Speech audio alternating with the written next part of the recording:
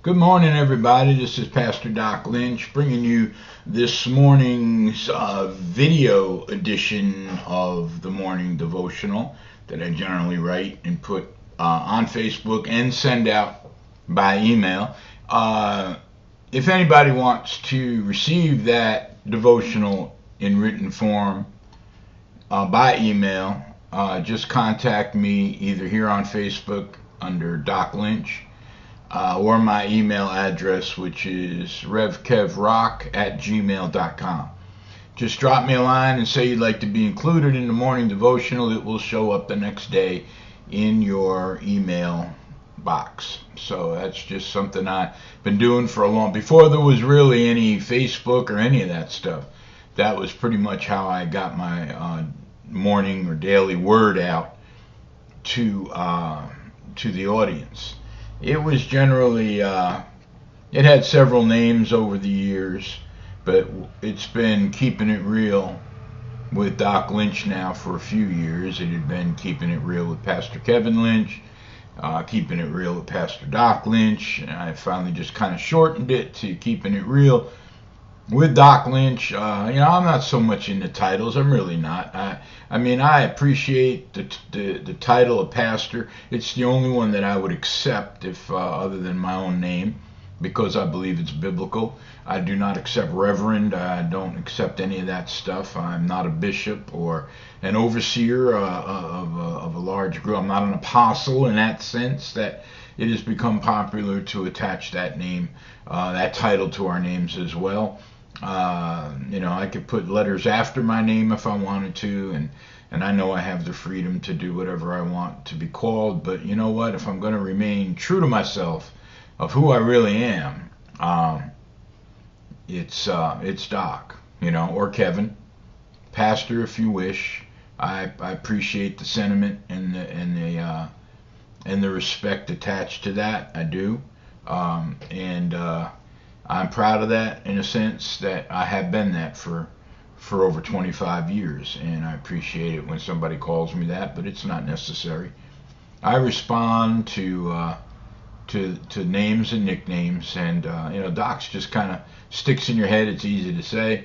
It has a long history behind it. It has personal history behind it. It does not reflect anything, another title or anything like that. It goes back into my childhood, and actually my dad was Doc. So I took on the name Doc in its the way that it's mentioned today, out of respect to my dad when I celebrated his 100th birthday. Of course, he was gone by then, but in 2013 he would have been 100 years old. So at that moment I said, well, I want to just continue to remember him forever, and I figured just by taking on that nickname, because when I was little it was Little Doc. So the big Doc is gone, the little Doc is now just Doc. So there's the history behind that. So nothing to really get overly concerned about or theorize about. Let's get down to business this morning with this morning's devotional, which I just simply called Because. And because is purposeful. According to the dictionary, because, I wonder how many people have ever really looked that up. Because. It's just because we keep saying it. I just said it now. Because we keep saying it. It's part of, I bet you we say that the word because many times a day, and we never think about what it means, and it just simply means due to the fact that's pretty much it. There's other ways to say it, but I like that one the best. Because means due to the fact that, and then we understand because, we're going to get to the scripture in a moment, but the blind, the physical and spiritual, the captives, the physical and the spiritual, the sifted as wheat by the devil, the whooped and the beaten, the tired and the poor, the physical and the spiritual, the oppressed, depressed, obsessed, and possessed. The broken down shell of a former self who can't even see a glimmer of hope anymore, right? If you're that person this morning, understand this about Jesus and how because ties into it. Luke 4:18, the Spirit of the Lord is upon me because due to the fact, and I inserted that this morning, and I made an asterisk around it, and at the end of it mentioned that I inserted that dictionary way to explain that the Spirit of the Lord is upon me because, or due to the fact that He has anointed me, the anointed one, the Messiah, to preach the good news, the gospel to the poor. He has sent me to announce release to the captives and recovery of sight to the blind, to send forth as delivered those who are oppressed, who are downtrodden and bruised, crushed, and broken down by calamity. And again, the dictionary definition of because is mine. There isn't a Sunday that goes by that one of these folks don't show up at your church. There isn't a Sunday gone by where someone anointed by God wasn't supposed to do something about that. Not just in church, but everywhere. Now, there's plenty to keep the anointed of God busy every day and everywhere. That dust that you're walking on is the hopes and the dreams of humanity crushed into a fine powder by the powers of hell, if we are living and walking in the supernatural. I mean, in the natural, it's dust, it's dirt, it's all the stuff that was spread on the road, over the course of the winter, is now collected on the sidewalks and the highways, and you're walking on it every day. But in the supernatural, you see, we walk by faith, not by sight. In the supernatural, by the way, we are stepping on in that vision that I have of who I am as a supernatural, born-again, spirit-filled believer in the world. That dust to me is the broken dreams and hopes of humanity that's been crushed into a fine powder by the powers of hell. We're supposed to care about that, way past just saying I'll be praying for you. We're supposed to be announcing their recovery and their release. Now, I'm amazed at how Jesus puts the exact person who needs to be ministered to or prayed with right in my path as I'm walking into Walmart. We'll miss it. I'll miss it if the spiritual eyes are closed. We'll see it if we expect it. I call that victory. See, I call that victory to me. And as we get further into this, if the gates of hell are not going to prevail, as Jesus said, will not prevail against the church in Matthew, the gates of hell will not prevail against the church. If that's going to be true, then we had better be doing that.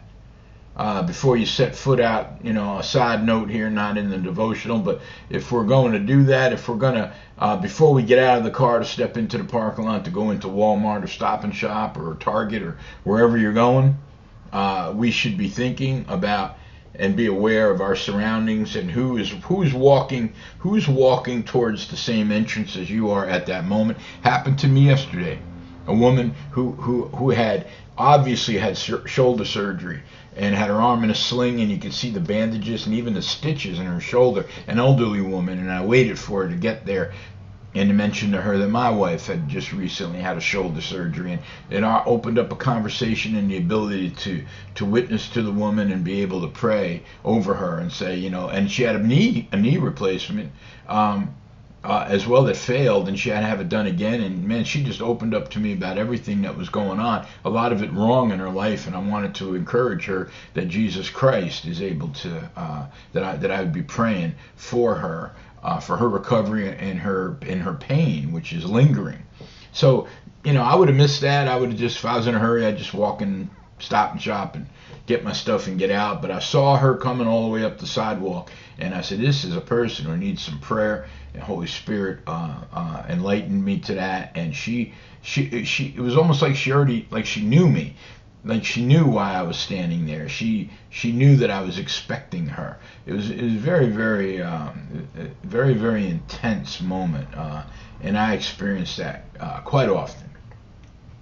When Jesus suggested, we have to remember this now and understand it, because I think this gets completely misinterpreted and has been for many years. But when Jesus suggested that the gates of hell would not prevail against the church, he didn't mean that we were supposed to be hiding, behind like the big oaken doors of a huge church, or like a castle, hiding behind the castle gates and the moats, and just simply withstanding the attacks of hell. That we would be like kind of pressing our shoulder up against that door so hell can't break it down. That's not my idea of hell not prevailing against the church. My understanding is that Jesus meant that the church was on the attack and the gates of hell would collapse against it.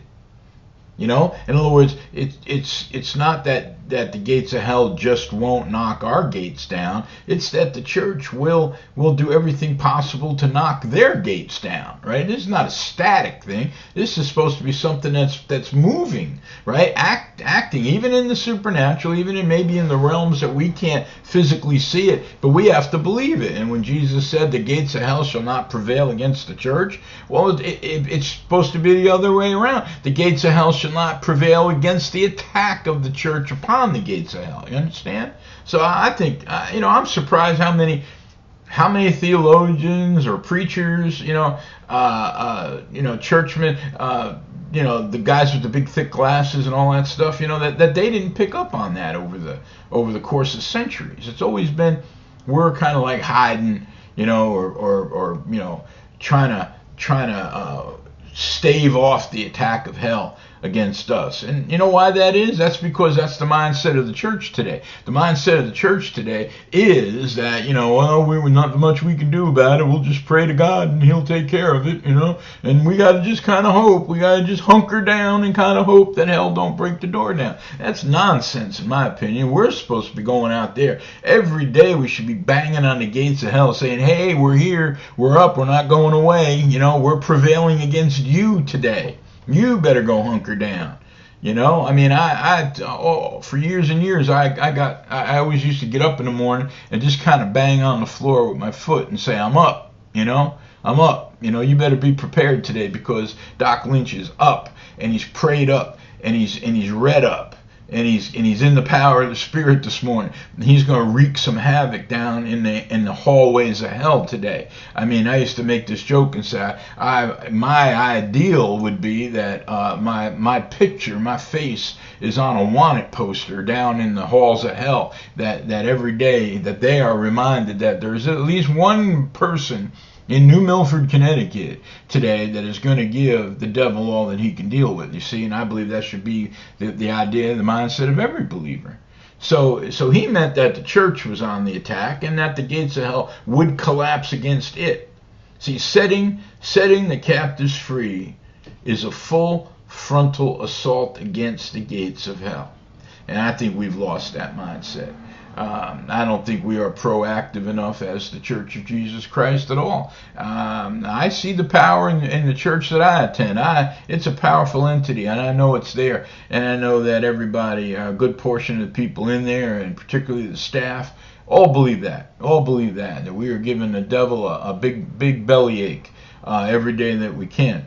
But not so much across the board on the church universal around the world. So God bless you guys today. I just wanted to bring that word to you. I hope it's encouraged you. We're going to keep doing this, and I've done this before with the videos, but it seems like I can get it over onto the Facebook page pretty good without any issues. So God bless you guys. Hope it helped this morning in some way. And if you want to share it, pass it on, you have my permission to do that. I don't get any money for this. I don't charge. Never did, never will.